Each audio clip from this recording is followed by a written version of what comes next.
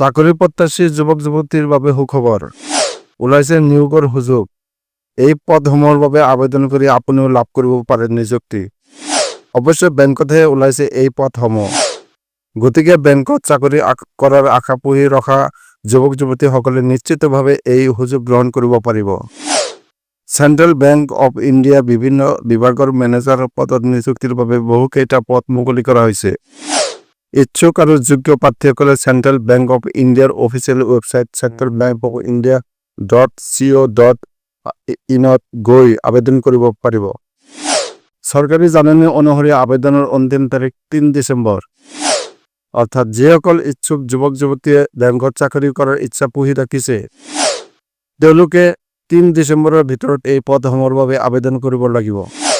এই পদসমূহৰ বাবে অনলাইন পৰীক্ষা 14 ডিচেম্বৰত অনুষ্ঠিত হ'ব।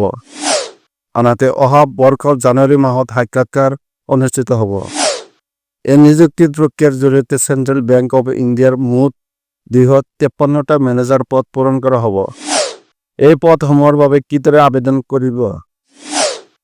প্ৰথমে চেণ্ট্ৰেল বেংক অৱ ইণ্ডিয়াৰ অফিচিয়েল ৱেবছাইট centralbankofindia.co.in লৈ যাওক।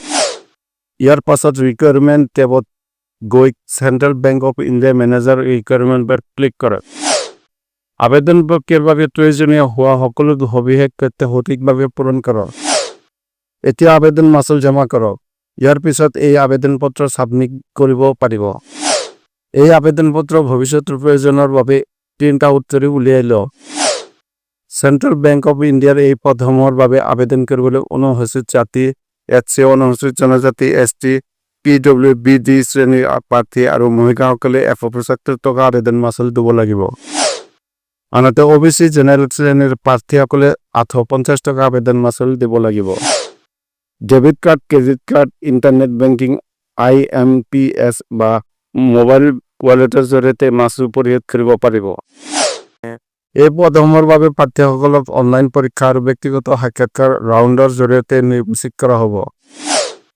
একে সময়তে ডেভেলপাৰ পদৰ বাবে পৰীক্ষাত অনলাইন কোডিং টেষ্ট হ'ব। আনহাতে বাকী সকলো পদৰ বাবে বহু বিকল্প প্ৰশ্নৰ ওপৰত ভিত্তি কৰি পৰীক্ষা অনুষ্ঠিত হ'ব। এই পৰীক্ষাৰ সময় হ'ব 2 ঘণ্টা আৰু পৰীক্ষাত মুঠ 50টা প্ৰশ্ন থাকিব।